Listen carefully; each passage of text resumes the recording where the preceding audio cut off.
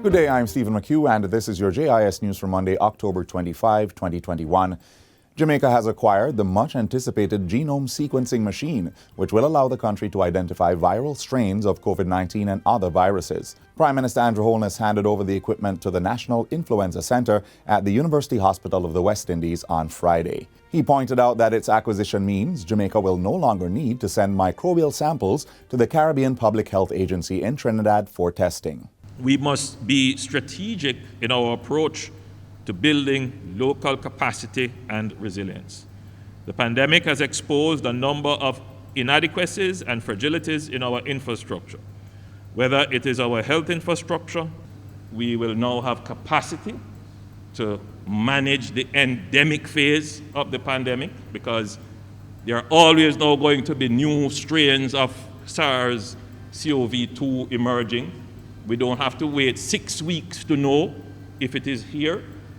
So our policies and strategies can be informed much better than before. And so we will know what actions that need to be taken much earlier. State Minister of Health and Wellness Juliet Cuthbert-Flynn adds that the genome sequencing machine will significantly strengthen the country's surveillance capacity. New variant cases cluster of the SARS-CoV-2 infections must be detected rapidly before outbreaks of widespread transmission. Ongoing surveillance for COVID-19 is also very essential to understand the long-term epidemiological trends, such as incidence and mortality among different age groups. The Culture, Health, Arts, Science and Education Chase Fund provided $40 million to purchase the machine. Chase is also providing financing for maintenance and servicing of the machine for 3 years, as well as for training and technical support. The machine itself also comes with a 1-year warranty on hardware and software. So we really don't anticipate any downtime, and that the machine will operate at full capacity at the highest level of efficiency. At least 9 health departments across the island have begun house-to-house vaccination as government enters another phase of its campaign to get more Jamaicans inoculated against COVID-19. Health Minister Dr. Christopher Tufton says healthcare teams have been deployed to communities to administer the COVID-19 vaccine to shut-ins, the disabled and elderly. We have structured a schedule which has seen the implementation of this house-to-house project, and so far we are able to reach persons who are either immobile, they can't move to a center, or they are far from a fixed site. You may be ill, you may need assistance to move, then contact our local parish health department and we will provide support to get you vaccinated. There are currently 2 vaccines available in Jamaica, the single-dose Johnson & Johnson and 2-dose AstraZeneca. Up to Sunday, October 25, nearly 894,000 doses of the vaccine have been administered locally. In other news, State Minister for Youth Robert Morgan has enlisted the help of members of Parliament to further encourage the use of the 211 hotline to report child abuse. The free-to-call hotline replaces 888-PROTECT and was organized through a collaborative effort of the Child Protection and Family Services Agency, CPFSA, and the Ministry. Anyone in Jamaica, Madam Speaker, can take up their phone and dial 211. And I'm happy to say that as part of my advocacy, as someone who is fighting for the rights of children, I have some packages out there for each MP. I am giving you some cards. It's a business card for 211. Every one of you will get one to distribute, so that persons in your constituency can report child abuse.